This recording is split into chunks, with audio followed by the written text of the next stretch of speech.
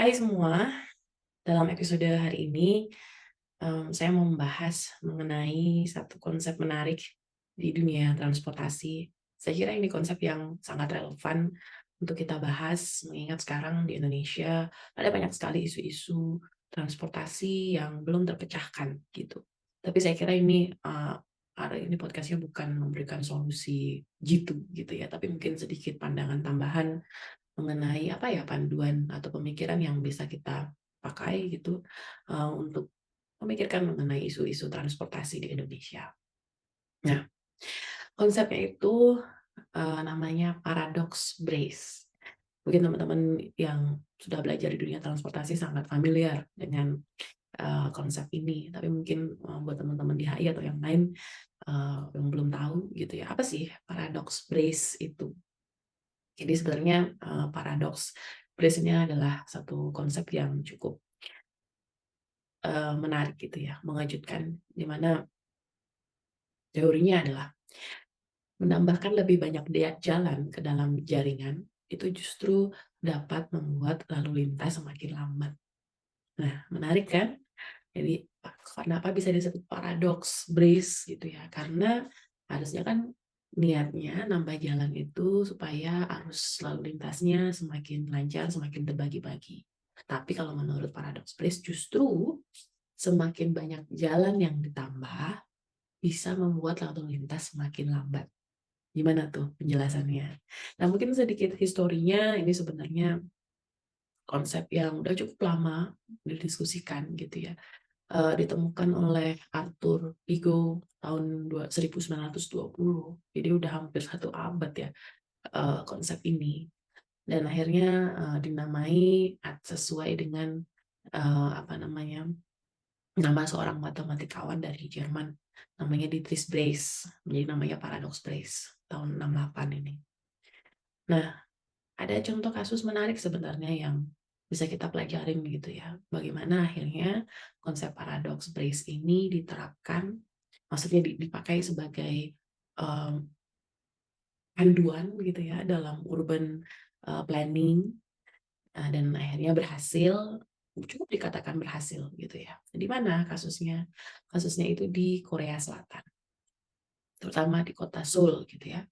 Kota Seoul itu kan termasuk kota megapolitan juga ya, dengan populasi sekitar 23 juta.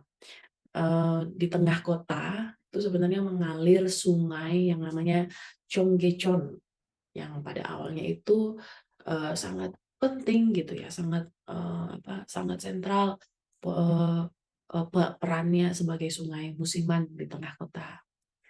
Namun, karena polusi, yang meningkat gitu ya, dan sistem-sistem kanalisasi di tahun 70-an, Sungai Cheonggyecheon ini sempat ditutup dengan beton dan dibangun jalan tol 6 ruas di atasnya, di atas sungai ini. Nah, yang menarik nih, cerita sedikit sejarahnya Korea ya. Seorang politisi, waktu itu namanya Lee Myung-bak, itu tahun itu ya, memimpin kampanye sebagai wali kota Seoul untuk mengembalikan sungai ini ke keadaan semula. Jadi dia maju, salah satu programnya adalah mengembalikan sungai yang tertutup oleh jalan tol.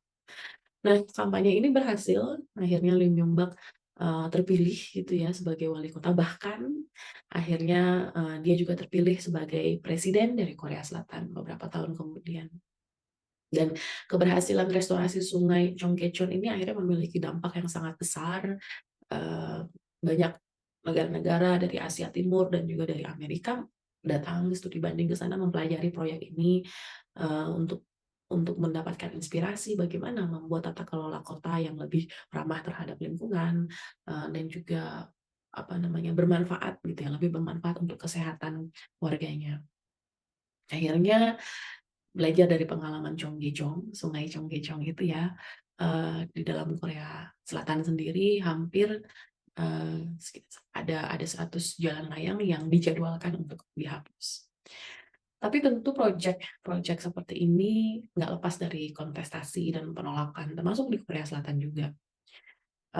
Jadi salah satu penolakannya itu dari justru, user gitu ya, para pengemudi, mmm, di mana tadinya jalan tol yang di atas Sungai Congkecong itu selalu apa ya, penuh padat, terisi 160.000 mobil per hari gitu ya. Jadi dianggap jalan utama gitu, karena ini menjadi salah satu pilihan utama bagi warganya.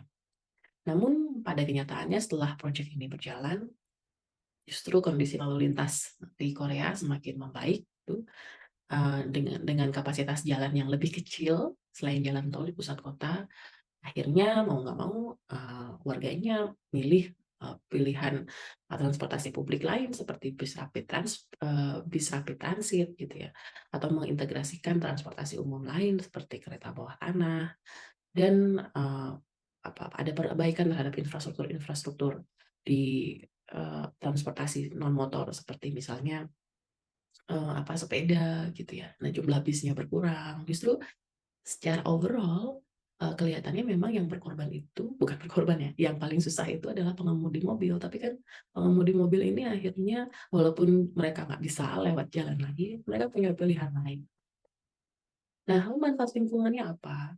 Ya pasti ada banyak ya, salah satunya misalnya kualitas udara di kota itu meningkat. Ini salah satu laporan mencatat gitu ya, penurunan polusi udara partikel kecil itu berkurang yang awalnya dari 74 mikrogram per meter menjadi 48 di sekitar sungai. Nah, kalau kita lihat juga dari sisi manfaat ekologi alamnya, itu juga semakin menambah, manfaat untuk ekosistem, yang ada di sekitar sungai seperti burung, ikan, serangga, tanaman gitu ya. Kalau, dilihat laporannya tahun 2009, itu jumlah spesies burung meningkat, yang tadinya hanya 6 spesies burung yang ada di sungai meningkat jadi 36 spesies. Ikan juga, kan tadinya cuma ada 4 jenis ikan gitu, meningkat jadi 25 spesies ikan.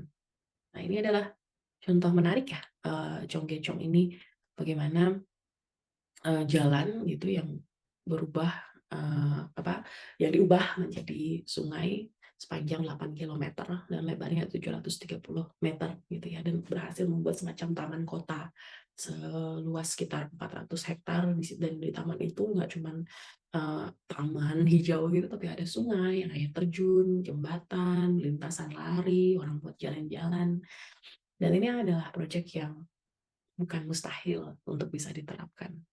Nah, mungkin sekian, episode hari ini mengenai paradox praise dan contohnya di Korea Selatan. Jujur saya, sangat senang gitu mempelajari project di Seoul ini gitu ya, dan saya kira justru key point-nya atau kata kuncinya adalah political will, untuk mengubah tata kelola kota, di mana lebih mengutamakan, kepentingan umum gitu ya daripada kepentingan pengemudi. Jadi pengemudinya berkorban sedikit demi, manfaat yang lebih luas untuk kesehatan, mengurangi polusi, dan juga mobilitas yang lebih baik. Semoga bermanfaat. Sampai jumpa di episode berikutnya.